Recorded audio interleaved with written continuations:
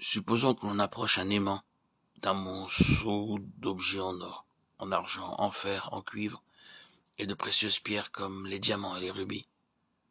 C'est uniquement un pauvre clou sale et rouillé qui sera attiré par l'aimant, mais les objets beaux et coûteux seront laissés. De la même manière, Christ attire les pauvres pécheurs perdus et souillés, qui se sont répandus. Mais les personnes orgueilleuses et nanties de ce monde ne seront pas attirées vers lui. Le terme ecclésia signifie tirer hors d'eux. Il se réfère à ceux qui ont été tirés hors du monde par Christ. Ils peuvent être illettrés et n'avoir aucune déqualification prisée par le monde.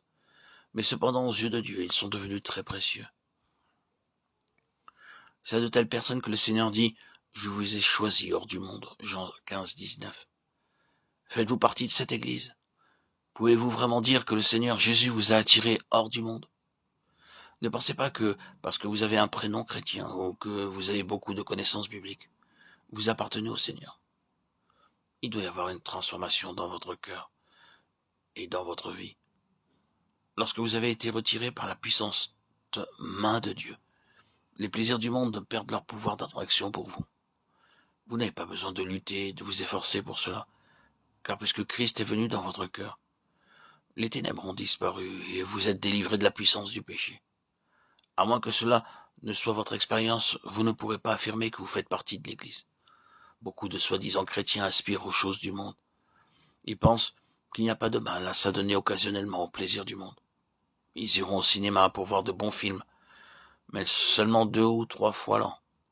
Ils ne réalisent pas que le poison peut tout aussi bien causer la mort si l'on en boit une gorgée qu'une pleine bouteille. Un petit bacille de coche peut tuer tout votre corps. Un petit éclat dans l'œil peut vous rendre aveugle. Aucun homme ne peut par lui-même perdre le désir à l'égard des plaisirs du monde. C'est seulement quand le Seigneur Jésus-Christ entre dans son cœur qu'il peut en être délivré. Il est celui qui peut nous libérer de nos liens. Sa puissante main peut nous affranchir de tous les attraits mondains ainsi que du diable. D'autre part, ceux qui essaient par leur effort d'y échapper seront bientôt asservis de nouveau. Après avoir entendu un message édifiant, un fumeur pourra déclarer « Je renonce au tabac ». Alors, avec de grands efforts, il reste ferme à l'égard de sa décision pendant 3 ou 4 jours. Mais après cela, son estomac commence à plaider avec lui. « Cher maître, je veux de la fumée. La bonne nourriture, le lait et les sucreries ne me satisfont pas, je dois avoir de la fumée. Je languis après la fumée, s'il te plaît, donne-moi de la fumée. Je mourrai sans fumée. » À la fin, il la lui donnera et retombera dans sa vieille habitude aussi profondément qu'autrefois. Ce n'est que par la puissance du Seigneur Jésus-Christ agissant en nous que nous pouvons être délivrés de nos péchés. Il a vaincu le monde, le péché, la mort, l'enfer et Satan. En lui, par lui et à travers lui, nous sommes vainqueurs.